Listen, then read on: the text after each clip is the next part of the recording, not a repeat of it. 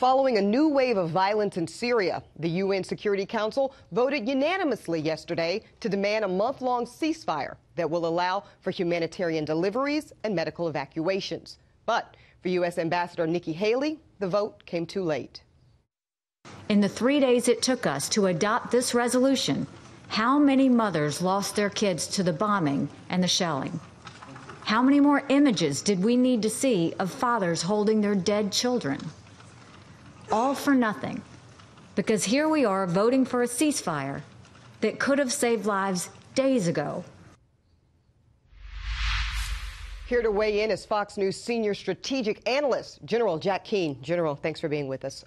So we know March makes the 8th year of this ongoing war. The casualties, over 500,000, certainly 12 million plus displaced by some reports. And it doesn't seem to be getting any better.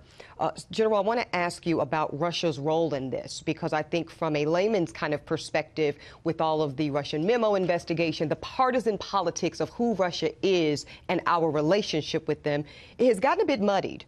So I want you to spell out who Russia is when it comes to the Syrian crisis, their role, and how our relationship with them continues. Yeah, Iran runs the war in Syria. Their generals run it on the ground. Russia responds to their guidance. So does Assad's forces. Iran in 2015 motivated the Russians. Qasem Soleimani, who heads the Quds Force, made 2 visits to Russia, and they motivated the Russians to intervene the fall of that year with air power. Why are the Russians really in Syria? Because they want to... Yes, what did they get out of that, General? So I'm trying to answer that. Okay, yeah. Okay? No, yeah, exactly. They're in Syria because they want a strategic foothold in the Middle East, and it's critical for them. And they've got arms deals going with all the Sunni Arabs. They want to build nuclear power plants as well. And fundamentally what they're about is trying to replace the United States as the most influential country in the region that's outside the region itself. That's what they want. And they want the geopolitical influence that comes with that. The fact that they backed up an ally who is Assad gained them a significant reputation in the region.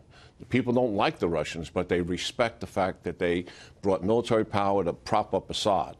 The Syrian moderates asked for the United States' help, and we did not provide it.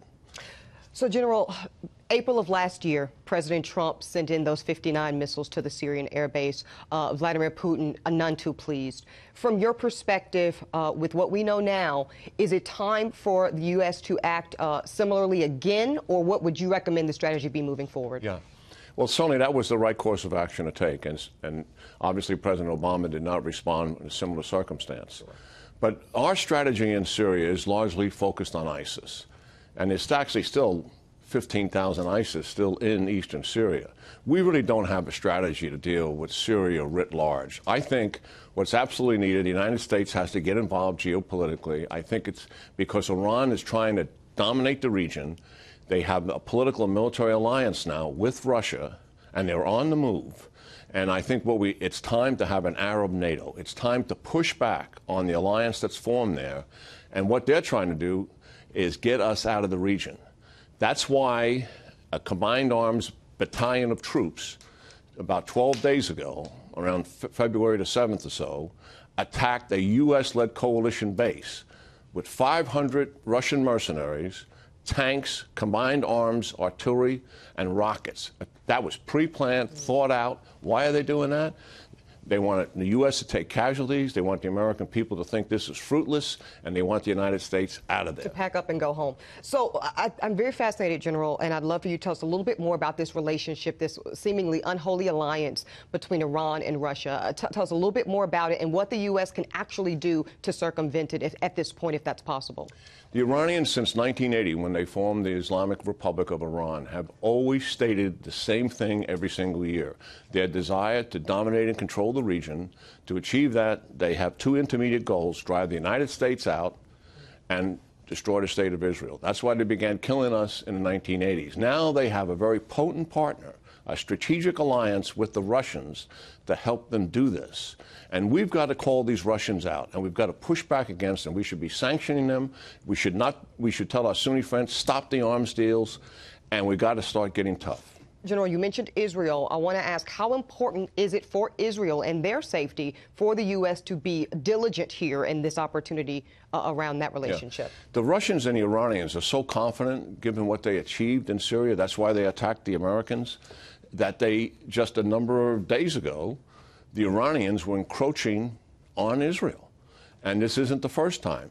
They want to put rocket and missile bases in the southern Syria by the thousands. They have 160,000 of these, Ebony, in Lebanon in the hands of the Hezbollah.